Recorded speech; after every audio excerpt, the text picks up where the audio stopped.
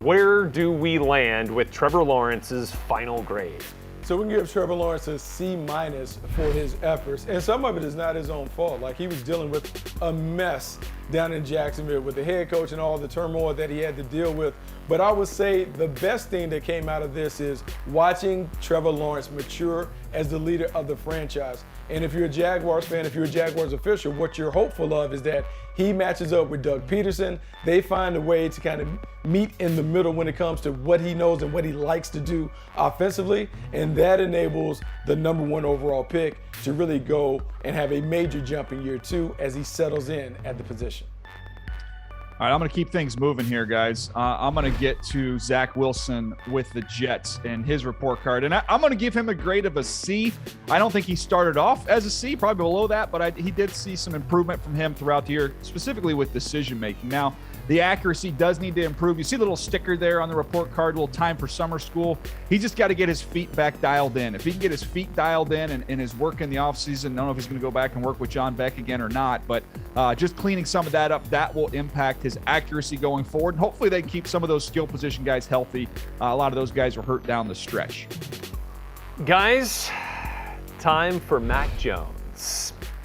And for Mac, we had some fun, throwing out these grades all season long. And yeah, Mac, an A-. I think kind of surprised everybody with how fluidly and how smooth he was in taking control of this Patriots offense and doing exactly what Josh McDaniels and Bill Belichick asked him to do each and every week. That's why you see the franchise fit note there on the left-hand side.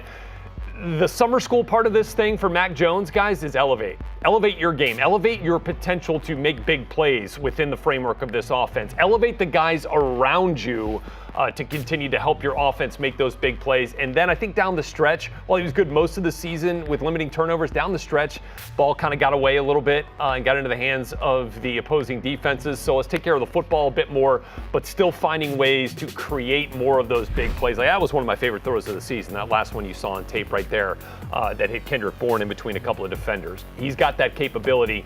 Just time now to just kind of elevate a couple of the other aspects of the game. Hey, Buck, I don't know if you saw it, but Rhett, was down in Cabo, just getting a little R&R, getting a little vacation time. And I thought, you know what? Most guys go on the beach and they just have their bathing suit on. He was wearing his Mac Jones Pro Bowl jersey. I thought it was that weird, was a little yeah. extra. I just didn't want to get sunburned, That's just, that's how he was.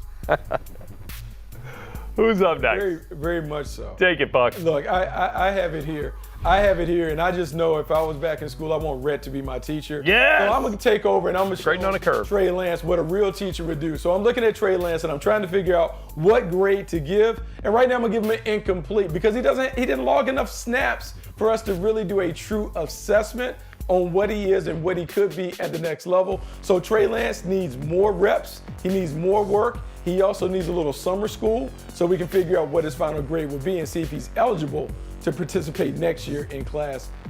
If he was in Rhett's class, he would have an A because Rhett gives out all A's. That's the only grade that I think he has in his letter grade. You just wait. No, I think that's accurate. By the way, no group projects next year for Trey Lance. Jimmy Garoppolo ain't going to be there, so it's going to be all his. Let's keep it rolling with Justin Fields. I give Justin Fields a C+. Some of the things that jump out when you watched him, look, the arm strength is absolutely real. I would like to see him use his athleticism even a little bit more than he did, be a little more aggressive with his legs because we know what he can do there. I just want to see a little uptick in the urgency, and I think that's going to come with a little more confidence, getting a little more comfortable at the NFL level. I think you'll see him play a little bit faster. But, man, it's exciting times there for the Bears because you saw in glimpses those flashes of what Justin Fields can do. Guys, I don't know that we expected to see a ton of Davis Mills this season for the Houston Texans, but he certainly took this offense and took the opportunity by the horns down in Houston. I guess that's something we could say. We're going to give him a B- here, guys. And I think there's one thing we can all agree on is that Davis Mills was the most improved rookie quarterback out of this entire bunch. Look, it wasn't pretty when he started, but again, he wasn't getting a lot of those first-team reps. That was all Tyrod Taylor during training camp, and then Tyrod goes down week 2. He's forced into the action and went 0-6, more interceptions than touchdowns. But then when they gave him the opportunity to settle things back down, get a little bit more comfortable within the framework of the offense, then send him back out for the final 5 games. His final 5 starts, he got a 9 touchdown to 2 interception TD to INT ratio. His passer rating went up by more than 20 points from the first stretch as a starter, and I think really benefited from both the early experience and that time in the middle where he got to watch and see how things really developed and really put all that to good use. I think there's a lot of hope for Davis Mills in Houston, something that franchise certainly desperately needs. Okay, here's how it looks. Our rookie report card finale.